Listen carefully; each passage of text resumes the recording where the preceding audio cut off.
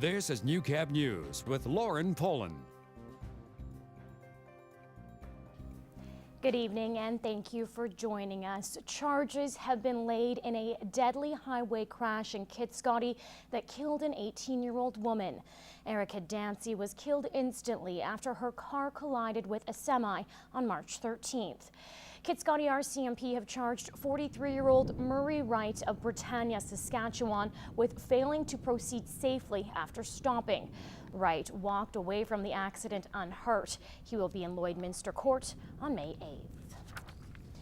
With only 10 days before the province goes to vote, Premier Alison Redford made a stop in Wainwright at the Chamber Expo to shake hands and get to know neighboring rural communities a little better. MLAs from the Wildrose and PC parties were both in attendance at the Chamber Expo, but a visit from the Premier isn't something people usually expect. It's not common for premiers to come to Wainwright during an election, so I'm so glad to be here. It was Redford's first ever visit to Wainwright, where she saw firsthand its growth. She says it has a bright future. It really speaks to the future of the province. You know, there's growth happening in this community that probably wasn't anticipated 5-6 years ago. And so we know that we've got to keep up with that growth. Redford says she'll continue traveling across the province and working with province residents and her candidates. Well, it's been a long time coming, but the Libby Young Centre is finally complete after breaking ground on its new site 1 year ago. And as Kelsey Bloxham explains, today the public got a chance to tour the facility.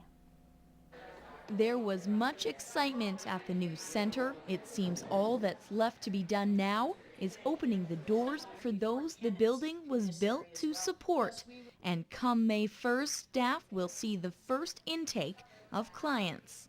We're hoping that it will mean that people that maybe not have gotten help for their mental illness will feel confident and comfortable to come and talk to us and for us to be able to provide them those resources that they can access. With its central location and increased size, the new building aims to better serve those living with a mental illness. Our current facility, we have 5 beds. Here we have 20 suites, and so we are obviously 4 times the capacity of what we have now. The open house drew a great crowd on day 1 of the 2-day open house. It has been fabulous. The community has embraced us. I thought we wouldn't get as many people out due to the weather and stuff, but that hasn't stopped our community at all. It's beautiful. It is so nice, and it's going to be well received in the community. The rooms are spacious, lots of room in them. What a wonderful comparison to what they had before. These are hard projects with limited resources.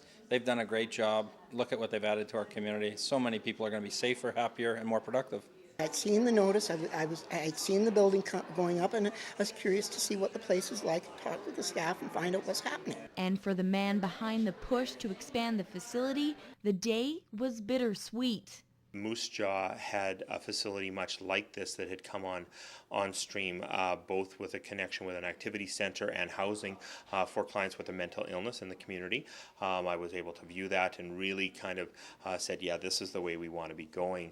Funding for the new centre came through support from the City of Lloydminster and the Government of Alberta. Kelsey Bloxham, Newcap News. The Lloydminster Celiac Support Group held a dinner last night for those suffering from the disease and gluten sensitivity. Carrie McCullough tells us how locals with celiac were able to enjoy a hearty meal without the afterpains. 1 in every 133 people are affected by celiac disease or gluten sensitivity. The local celiac support group held an educational dinner experience to help those suffering in the border city to learn how to cook gluten-free foods and enjoy an evening with salad, pasta, and dessert worry-free. We've been blessed with an opportunity to have a gluten-free pasta supper provided by Maple Grove Foods, and they've brought their product. They're going to show us how to cook their product. Just an absolute wonderful opportunity for people with celiac disease to learn about a product that is safe for their diet and tastes great. Maple Grove Foods was founded in 1982, and CEO Raj Sakul knows the struggles of a gluten-free diet firsthand, diagnosed with celiac himself. For him, it's more than just a business. We're sponsoring a gluten-free tour across Alberta. We are doing 5 dinners, which is going to be used for fundraising for the local chapters. So we've shipped in products from our location in California, which is going to be sold here. Joyce Langton also has celiac, although for years she was unaware, as the disease is often overlooked or misdiagnosed. I've probably had celiac disease for 15 years, but didn't know it, and have only known it for the last 5 years. And by following the gluten-free diet, a person just feels so much better. In the last few years, other companies like Maple Grove have rapidly grown and increased stock in many stores. With available products and support groups, living with celiac should continue to become a little easier. Often newly diagnosed clients will come to me, and it is so fantastic that I have the celiac support group to recommend them to, where they can get a tremendous amount of support at our monthly meetings, advice, choices available in Lloydminster. Carrie McCullough, Newcap News. Peter joins us now with our first look at weather. And it's raining cats and dogs outside, or at least has been overnight. It sure was, actually. It felt like Vancouver out there, I think. It did. But the good news is we'll have a little bit of a break into the evening and overnight period for most areas.